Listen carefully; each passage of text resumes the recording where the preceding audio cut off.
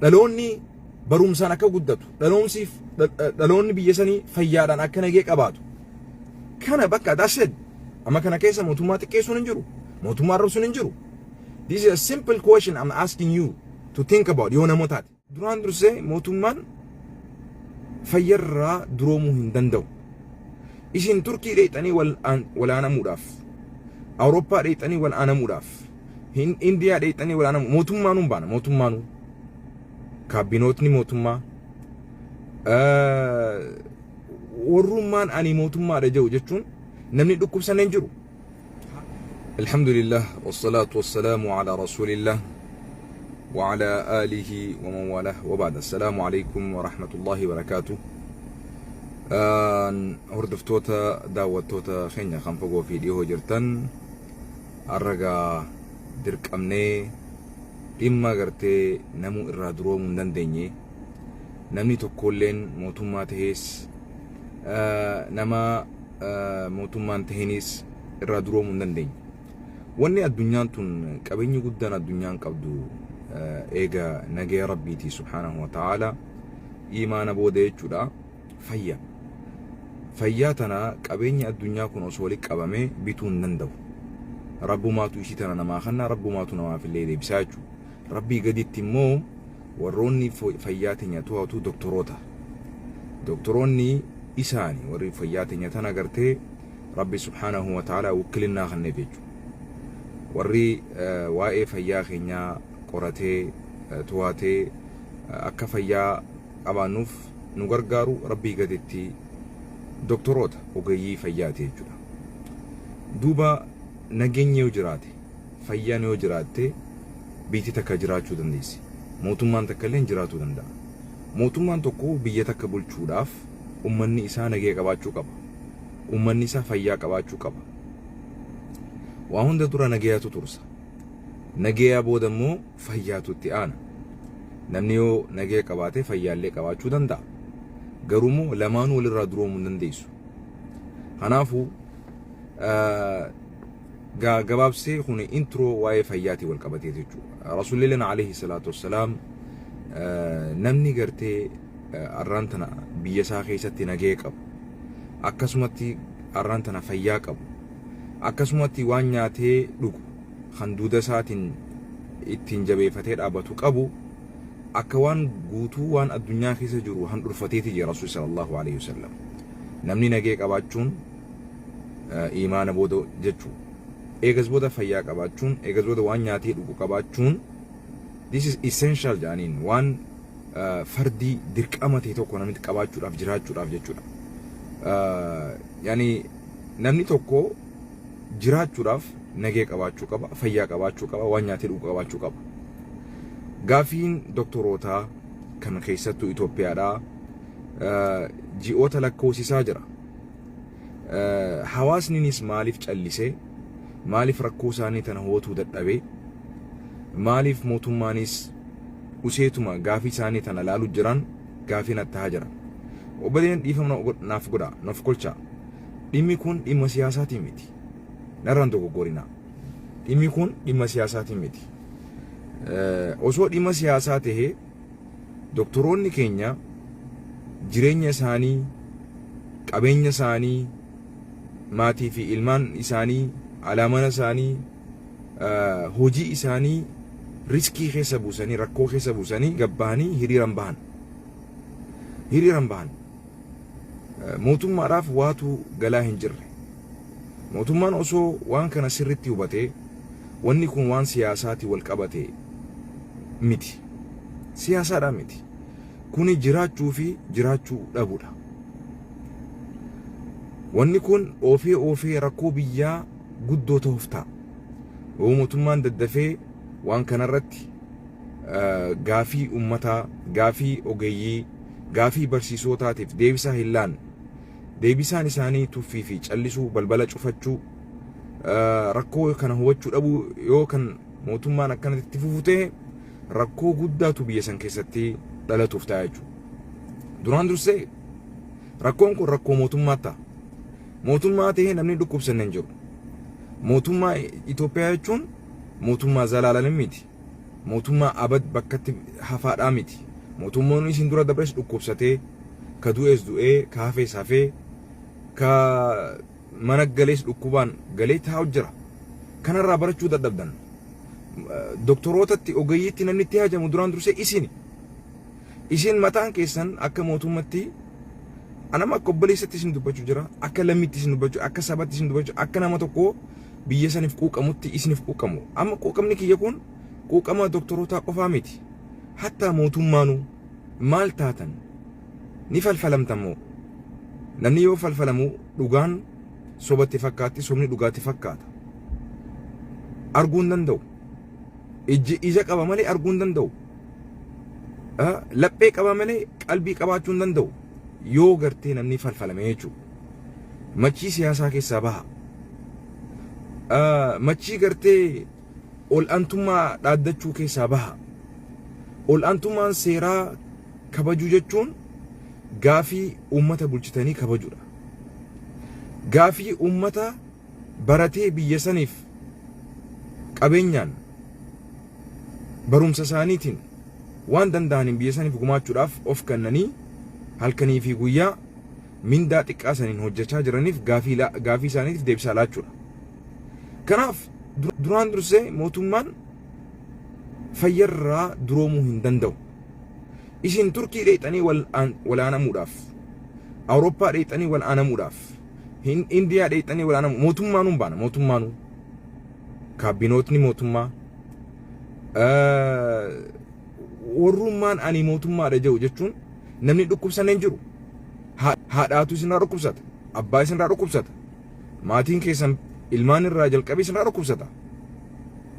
Uummanni kuni yoo dhukkubsatan jinnii biraa miti ka dheexan isin, ogeeyyii bira dheexan, doktoroota bira dheexan. Dura namni mukaa biyyaa qabu mana jaarata. Dura jalqaba bakki isin dheexan mana yaala Itoophiyaa keessa jiruuti. Emergency amma yoo isin qabate, yoo dhukkubni hamaan tokko amma akka hatattamatti isin qabate mana yaalaati kan dheexan. Mana yaalaa dheexan kun doktoruma gartee isin biyya san keessatti qabdantu isin laala, isin walaana. Yoo barbaachisaa ta'e wanni inni isin godhuu dadhabu yoo jiraate rafalaariidha isinii barreessa. Rafalaarii isinii barreessu san biyya alaa dheexanii akka mamtan. Lafaa kaatanii akka namatti hin deemtan jechuudha. Kanaaf maaliif sagalee uummata ogeeyyii baatii tokko dura iyyannaa isin galfachaa jiran, gaafii isin gaafachaa jiran maaliif itti callistan? Callisuun furmaataa miti. Isaan hidhuun furmaataa miti. Deebisaa qubsaa ta'e, deebisaa abdii namatti godhu, deebisaa biyya san illee rakkoorraa oolchu. Osoo hannuufiin osoo jiruu maaliif callisuu filattan? Maaliif tuffattan? Maali tuffiin hagana geesse? Fayyaan faaya. Namni tokko yoo fayyaa qabaate biyya tokko illee hoogganuu danda'a, jiraachuu illee danda'a. Uummanni isin hooggantan kuni yoo fayyaa qabaate hooggantan malee uummanni kun yoo jiraate isiniif illee kabajaan, isiniif illee mootummaan keessan wanni itti fufuuf bara yoo uummanni jiraate bara. Uummanni kun yoo hin jiraanne maal bulchuu deemtan? Fayyaan isaanii yoo hin to'amne maal jiraachisuu deemtan isin? Gaafiin isin jiru kana. Biyya san bulchuudhaaf mootummaan uummanni isaa jiraachuu qaba, nyaachuu qaba, dhuguu qaba, wal'aanamuu qaba. Namni nyaatee dhuguu immoo ni dhukkubsata. Namni nyaatee dhuguu ni dhukkubsata. Namni dhukkubarraa duroome tokko illee hin jiru. Nam tokko ani guutuu fayyaa guutuun qaba. Qeensarraa haga rifeensatti, qeensa miilaatirraa haga rifeensaa mataatti namni an fayyaa guutuun qaba jedhu hin jiru. Ilma namaa tahee kan rakkoon haa xiqqaattu haa guddattu rakkoo hin qabne hin jiru jechuudha. Kanaaf isin yoo dhukkubsattan of course maallaqa qabdan, of course aangoo qabdan, akka feetan taatanii feetan Turkii dheexanii wal aantan akka mootummatti. Maatii keessan ilaa sadarkaa Ameerikaa fiddanii wal aantan. Waan qabatamaan nuti garuu, waan nuti beenu, waan keessallee jiru jechuudha. Duba hoo ummanni isin maallaqa irraa corattan, ummanni isin damooza irraa fudhattan sun, ummanni isin ni bulchina jettanii maqaa isaan bulchuutiin gibira jettanii maqaa gibiraatiin maallaqa irraa sassaabattan. Ummanni kun yoo isiniif jiraate isiniif illee damooza baasaami. Yoo ummanni kun jiraatee biyya san keessatti fayyaa qabaatee hin jiraanne damoozni isin ittiin boorullee wal'aantanii isaa dhufuu deema duba. If wal'aanuudhaaf isin bar ummata kanatti ajamtan ummata kanarraa duroomuu hin dandeessanii bar. Maaliif gaafiin doktoroota gaafiin ogeeyyii Itoophiyaa maaliif waan laayyuutti fudhatan? Dubbiin kun dubbii siyaasaati miti. Mee tasgabbaawa. Mee akka namatti ta'a. Mee namuma yoo qabaatan akka nama gattaa'ati yaada. Doktoriin tokko ogummaa isaa rakkoo keessa buusee gabbee hiriira hin bahu. Hadhaawee if jibbee bakka cabxeen haa beeyxu. Wanni fete haa dhufu jeeti hojii isaa dhaabee hiriira bahu seenee jechuudha. He is risking his life, his career. Fayyaa nagahee isaa rakkoo keessa buusee ogummaa isaa rakkoo keessa buusee he can lose his job. Hojii dhabuu danda'a. Hojii dhabuun kiyyaa fi ammallee hojjechuun kiyyaa anaaf garaagarummaan qabu jedhee muratee jira jechuudha. Sadarkaa san geenamni hojjechuu kiyyaa fi hojjechuu dhabuun kiyya garaagarummaan qabu. Tol oltummaan duraanuu hojjechuu jira. Volunteering godhu jira. Maal qaba yoon ammaas gaagirtee gaa sababa kanaan hojii dhabe volunteer kiyya hojjechuun kiyya itti fufaa tol oltummaan kee itti fufaa. Garuu abdii dhabeeti uummanni kun. Maaliif akkana garaa jabaachuun isin barbaachise? Isin haadharraa dhalattan hin qabdanii? Obboleetii waliin dhalattan hin qabdanii? Abbaarraa dhalattan hin qabdanii? Uummanni kun abbootii keessanii warri doktorummaa keessa jiru. Ilmaan keessanii warri doktorummaa keessa jiru. Zooroo bar fira keetii bar. Zooroo bar ilmaan obboleeyyan kee fira soddaa aanaa ijoollee teessan tagandaa saba keessan lammii keessan hawaasa keessan firoottan keessanii bar isiniif baratanii uummanni isin irratti callistanii uummanni kun hojjetee yoo kiraa fira dadhabuu kafaluu dadhabe doktorummaan gatii dhabdee yoo arraan tana namni kuulii dhagaa cabsee beesu isaan biratti gatiirra qabaate gara damoozaatiin jechuudha. Yoo doktorummaan profeshinii fayyaadha waa'een ogummaa fayyaa wal qabatee yoo gatii dhabaa dhufe maal biyya san keessatti if duraaf maaltu tahamuuf deeman yaaddanii? Namni an barachuurra ifirraa TikTok irra taa'ee nama arrabsu achirratti damooza of course amma nama TikTok irratti nama arrabsuutu YouTube warra YouTuberaatu doktoroota biyyaatirra kafaltii mindaa argataa jira jechuudha. Amma namni tokko YouTube yoo nama 4,000 ol qabaate yoo kontentii viidiyoo bareedaa tokko waan gaarii barumsaaf hawaasaaf dabarsu yoo namni 10,000 ol daawwateef nama 50 ol daawwateef namni 100 ol daawwateef yoo akkam xiqqaate doolaara 100 ila doolaara 1,000 argatuu danda'a. I'm not talking monthly meeti beek kun guyyatti illee ta'uu danda'a beek. Isintu ummata akkam baranne this is by the way kun psychologically systematically hawaasa tokko duubatti hambisuudhaaf hawaasa tokko dhabamsiisuudhaaf hawaasa tokko akka inni duratti hin deemne dhaloota gartee doomaa godhuudhaaf systematically waan nurratti hojjetamu jechuudha. Deebitanii immoo ummanni keenya dalagaan qabu TikTok irra taa'ee nama arrabsa TikTok irra taa'ee waa'ee siyaasaa biyya jeequu maariyyoo godheettan isintu ummata kan achitti dhiibaa jira jechuudha. Kanaaf mootummaan yoo qalbii qabaate yoo namni namooma qabaatu jiraate namni fayyaa qabu jiraate waan kana itti yaada. Guyyaa 5tu isin hafee jechaa jiran ummanni kun hojii isaanii yoo dhaabe biyya san keessatti dhibamaan keenya wal aansa dhabee rakkoo guddaaf saaxilamuuf deemu. Isinillee rakkoo guddaaf saaxilamuuf deemtan. Ummanni yoo jiraate mootummaan keessan itti fufuu danda'a. Ummanni yoo hin jiraanne maal bulchuu deemtan? Ummanni yoo fayyaa qabaanne maal hoogganuu deemtan? Ofii keessanii Turkii dheexanii wal aanattan. Hindiyaa dheexanii wal aanattan. Viizaa akka feetanii fudhachuu dandeessan. Of course maqaa diplomaatiin, maqaa mootummaatiin, maqaa gartee aangootiin. Maallaqaas ni qabdan bakka feetan dheexanii wal aanatu dandeessan.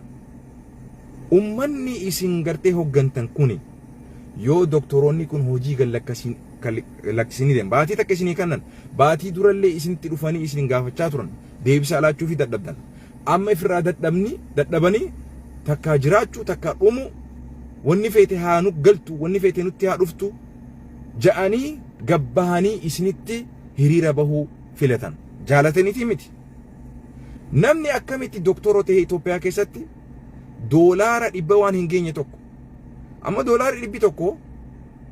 doolaarri tokko qarshii 156 sharafamaa jira doolaarri tokko doolaarri 100 hisaaba dhugaa yoo akkam xiqqaate doolaarri 100 tokko 10,000 10,500 10,600 10,700 seenaa jira jechuudha doktoriin tokko sa'a 24 onkool irra jiraatee guyyaa 5 hojjetee kiraa qarshii mana tokko namni kireeffatee jiraachuu jechuun maatii haa qabu ani Itoophiyaa keessa mana kireeffadheetiin arge gaafa 2019 mana gibbii tokko kireeffattee galuudhaaf mana nagayaa tokko jechuu normal average yoo akkam xiqqaate doolaara 400 irraa ilaa doolaara 700ti walii haa gallu doolaara 400 ilaa doolaara 700ti mana kireeffattee ka gibbii qabu ilmaan 4 fi 5 keessatti yoo guddifachuu barbaadde ها دولار ربته كون يوجي دكتورين تكوجت قرشي كون كودا مرة إلا كون كودا شنيو أرجته قرشين كون كودن قرشين كوم نتوربام كرا منا إساعتي مال نياتا This is the problem they're facing. سياسة متبيتكم قروا إيشين سياسة قمارة جيرتني أوجي بانش قرا جرتن حواس اللي بانش قرا جرتن غافي دكتوروتا أمتا غافي برسيسوتا ديبسا قوبساتي ديبسا أبدي نمتيرو ديبسا دلوتا بوروتيف بوآكبو حواسا بوآكبو كهنا إسنين جان مقا ربيتين إسن غافتا أمني بيكين ياسو ركو قدو خيس سيني بيتي سون ركو قداراف إبه قداراف كان سات لمنيف ummanni sun akka rakkoo guddatti hin buuneef doktoroonni kun hojii gallakkisee rakkoon guddaan osoo hin dhufne ummataaf deebisaa kanna barsiisaan kabajaa qabaachuu qaba kabajaa ulfina qabaachuu qaba doktoroonni biyya keenyaa sun manni kannameef ilaalama namni Ameerikaa baratee asii Suudiitti dhaqu manni kannameef makiinaan kannamteef ushururuu godhama beeki doktora Ameerikaa barateerra doktorii Itoophiyaa baratee turre jabaadhaa beeki dhugaa jirtuun si dhaggeeffadhu aniin kuni nama dhukkubsatee alhamdulillah fayyi sarjarii morma kana keessa gaafa na godhan doktoriin ani mari'achaani ture doktorii Itoophiyaa barate sirra dhaggeeffadhu doktoroonni Itoophiyaa baratan gisee biyya kana dhufanii teestii fudhatan namoota gargar giseen gaafadhee qoradhus high score irra ol aanaa qabxiidhaa warri fidu deemaati daataa isaanii ilaala akkuma Ameerikaattu daataa Ameerikaa warroota gartee teestii lamaa jira jaanii biyyarraa Itoophiyaarraa namni dhufu takka akkuma Afrikaattu Ameerikaa keessatti maqaa isaaniin beeku teestii lamaatu jira jaan namni tokko gartee as keessatti doktorummaa isaatti fufuudhaaf teestii lamaan kana dabruu qaba jaan warroonni irra guddaa qabxii wal aanaa fidu doktoroo Itoophiyaati ummanni sila akka dahabatti barbaadamu doktor Itoophiyaati beek yoo biyya alaa dhaban Itoophiyaas Turkiis dhaqee doktoroo Itoophiyaa jira as Ameerikaa keessa doktoroonni jajjaboon doktor Itoophiyaa jira beek warra Chaayinaa Eeshiyaa kana booditti aanee jechuudha ummata akkanaa kana qabna ummata jajjabaa maaliif qabeenya ofitti tabanna fayyaa jechuun qabeenya irra guddaa Rabbiin subhaanahu wa ta'ala namaaf kenne jechuudha addunyaa tana keessatti wanni namni guddaan qabeenyi guddaan inni qabu fayyaadha nama fayyaa qabuutu biyya jiraachisa nama fayyaa qabuutu biyyaaf dhaabbata nama fayyaa qabuutu biyyallee waan danda'uun gargaara nama fayyaa qabuutu biyya barsiisa nama fayyaa qabuutu dalagatee gala nama fayyaa qabuutu hoggana mootummaa ta'a namni fayyaa hin qabne lubbuu isaa tana fayyaa itti deebisuudhaaf qabsoo guddoon fayyaa deebifachuu taate guusan duba maaliif laayyuutti fudhattan dhiifa manaa godha wanni kun waan siyaasaati wal qabatu miti paartii feeteellee deeggari garuu doktoraaf sagalee ta'uun paartii tokkollee dhaa walitti gartee hidhaan qabu paartiirraa walaba doktorummaan paartiirraa walaba gaafii jiraachuutii fi gaafii dhabamuuti. Jiraachuu fi jiraachuu dhabuuti. Yoo doktoroonni jiraatan biiti jiraatti.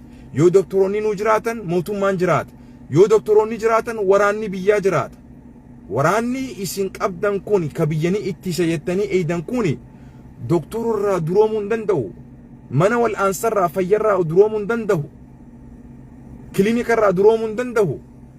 Waraanni isin qabdan kun doktoratti haajama. Mana wal'aansatti haajama. Kiliinikatti haajama. Farmasiitti haajama. You are forgetting the big essential thing that you're supposed to think about. Waan dirqama guddaa itti yaaduu qabdu lakkistaniiti sunnatti yaaduu jirtan. Wanni kun waajiba. Waan waajibaati. Doktora keessan ittifachuun mana wal'aansaa keessan baajata baastanii fi doktoroota baajata gahaa kennuufiin doktoriin tokko ummata wal'aanuudhaaf waa'ee nyaataa yaadaa, waa'ee kiraasaa yaadaa, waa'ee ilmaan isaa yaadaa, yaaddoon haala sammuun isaa yaaddawe, haala rabbashamee jiruun dhufee yeroo sarjarii godhu, yeroo ummata wal'aanu akkamiin wal'aana ummata gartee rakkoo qabu san wal'aanuu hin danda'u, rakkoo keessa buusuu mala. Maaliif waan kanatti yaanne? Mee namni fayyaa qabdan, namni namooma qabdan, namni ani ilma namaatiif hin jettu waan kana maaliif hin yaanne? Hawaasni hoo maaliif rakkoo doktoroota hubachuu dadhabdan? Hawaasni maaliif rakkoo doktoroota kana laayyuutti fudhattan? Gaafiin kun gaafiin doktoraa gaafii hunda keenyaati. Gaafii hundi keenya gartee deebisaa itti laachuudhaaf mootummaa irratti dhiibbaa godhuu qabnuti. Maaliif waan laafa fudhattan? Maaliif laafestanii ilaaltan?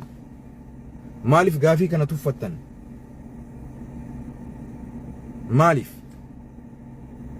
Maaliif filattan callisuu?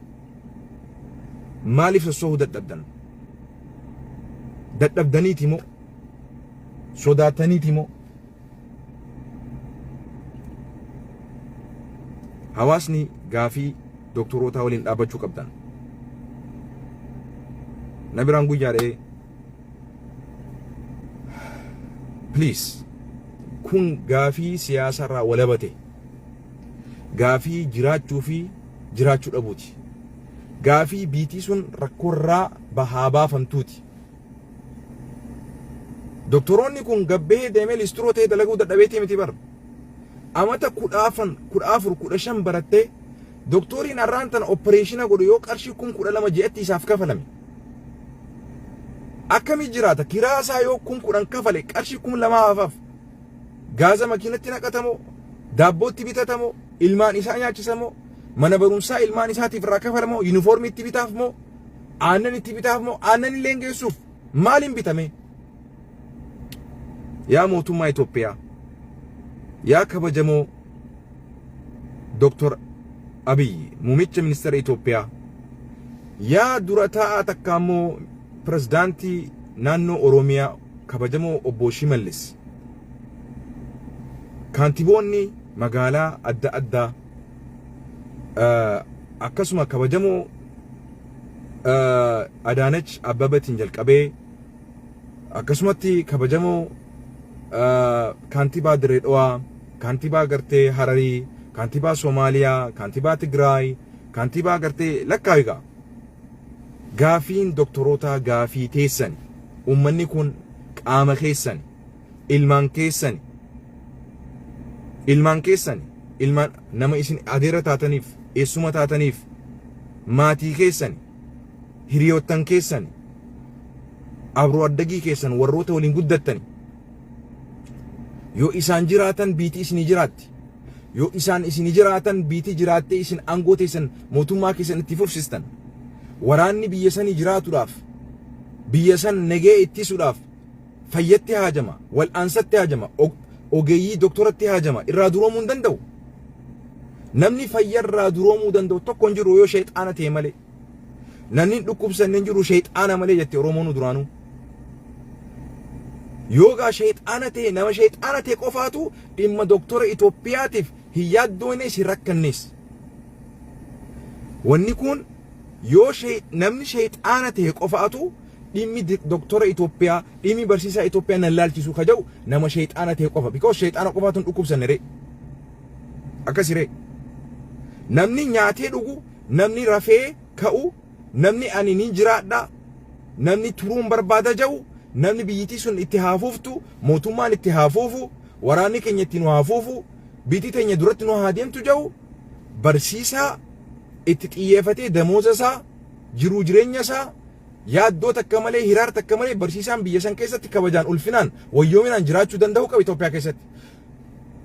Akkasumatti ogeeyyiin fayyaa Itoophiyaadha kabajaadhaan makiinaan godhamee fi alaamanni godhamee fi kiraa yaaduun qabu manni isaa kennamuu qaba makiinaan isaa godhamuu qabdi waa'ee manaatu yaaduun qabu waa'ee nyaataatu yaaduun qabu ilaa sadarkaa waliigalaa miti ilaa sadarkaa makiinaa mana matamatatti kennamuu fi qabu manni kun maaliif yoo isaan jiraatan biitii jiraatti yoo isaan jiraatan mootummaan itti fufa yoo isaan jiraatan waraanni biyya sanii biyya ittisuu danda'a waan kana maaliif waan laayyuutti fudhattan barsiisaan tokko yoo biyya keessan jiraanne dhaloonni biyya san itti fufsiisu dhaloonni biyya kana hogganu akka hin jirre beeta ummanni doomaa tahaa dhufa ummanni tiktaakarra tahaa dhufa ummanni yuutuubara tahaa dhufa namni saalfii takka malee aadaa fi duudhaa amantii kabajaa lakkisee dubartiin teenya yoon baradhees maal gaa bakkaan hanga hin jiru jettee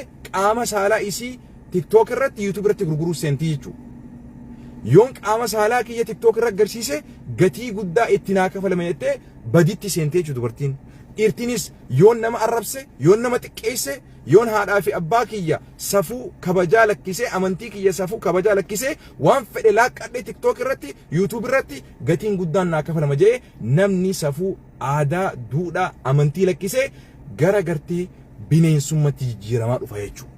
Kana kan godhe eenyu mootummaa kana kan godhe eenyu hawaasa maaliif arraan tana akkam taana maal taana namni waliin jee waan ta'uun dhabu mootummaan gaafii hayyoota gaafii barsiisota gaafii ogeeyyii daddafee furmaatatti kennuu qaba dhiifama naa godhi paartii feete deeggari garuu immoo waa'ee gaafii doktoraa deeggaruun dirqama keeti jaalalaa miti laal anamma jaalalateetirraa dantaa dhabeetiin kabajaati yeroo dantaa dhabeetiin yeroon an waan dhimma Oromoo dubbadhu dhageeffadhu maraataan gari nama followeraa fi kana kana miti no sababa kanatti an follower meeqa haadha dantaa dhajeetiin waan kana dubbadhaa beeki I don't care because kabajaan kiyyaani dhugaa dubbatudha malee namni jaalatu fi nafaarsuudha keessatti miti follower heddumeeffatuudha miti you gotta risk yourself namni dhugaa dubbachuu barbaadda waan qabdu riskii gootee dubbattee jechuudha nagee kee fayyaa kee maatii kee qabeenya kee jaalala namni si qabu hunda dantaa jettee itti seenuu qabdu akkasitti doktoroonni irraan tana lubbuu isaanii takkitti qaban qabsiisanii bakka feeten haa cattu bakka feeten haa yaatu gaafii keenya ni gaafanna jaanii dirreetti baan jechuudha kana ta'uu baannaan hojii lakkisna jaan jechuudha kana gaa ani siniime kuni gaafiin kun gaafii siyaasarraa walabaati Juwaar gaafateef siyaasatti maxxansina Juwaar isaaniif sagalee ta'eef wanni kun Juwaar irraa argameef gara Juwaar no yaa akhi Juwaar waa'ee siyaasaati miti kananni amma gaafachaa jiru ummanni biyyaa jiraachuu fi dhabamuudhaan wal qabsiiseeti hawaasni immoo callistanii ilaaluun isinii fi mootummaan gochi mootummaa garaagarummaan qabu kabajaa biyya keessatti argatuuf mootummaan akka isin jaalatuuf adeero no dhugaa dubbadhu jiraadhu dhugaa dubbadhu tiifeetu dhugaa waliin du'i kabajaa qabda rabbi biratti subhaanahu wa ta'ala kanumaan sin jaagaa dubbii tana laayyuutti ilaalina itti yaada illaafisina akkasumaan isin dhaama turti gaarii nageenya jiraadha rabbiin gaa subhaanahu wa ta'ala gaafii doktoroota keenyaa rabbiin ammumatti deebisaa qubsaa deebisaa abdii namatti horuu deebisaa biyya san gaaga'amarraa rakkoorraa baasuu rabbiin haa fidu haqiiqatan nama abi anasiziyu biyyittii sun akka miidhamneen barbaada mootummaan ummata isaa ummanni isaa akka miidhamne mootummaanis akka miidhamne biitii akka nagaan tifuuftu jireenyi ummataa nagaan akka tifuuf dhaloonni barumsaan akka guddatu dhaloonni biyya sanii fayyaadhaan akka nagee qabaatu kana bakka daased amma kana keessa mootummaa xiqqeessuun hin jiru mootummaa arrabsuun hin jiru. This is a simple question I'm asking you to think about. Yo namotaati. mootummaan immoo ni beena namoonni aangoorra jirtan qabeenya qabdan viizaa yeroo feetanitti argatu biyya feetan dheetanii olaanamuu dandeessan garuu ummata keenya hiyyeessa abbaan qabne hiyyeessa haadhan qabne hiyyeessa arraan tana rabbiin arra hiree carraa godhee chaansii isinii kannee arraan tana biyya akkatti bulchitaniif rabbiin carraa kana isinii kannee hiree isaa irraa ittiin taphatinaa fayyaa isaa ittiin taphatinaa gaafii doktoroota gaafii barsiisota deebisaa isaan isinirraa eegan laadhaaf kanagaa turtii gaarii eeganaa jiraadha. Wassalaamu alaikum warahmatullahi wabarakatuh.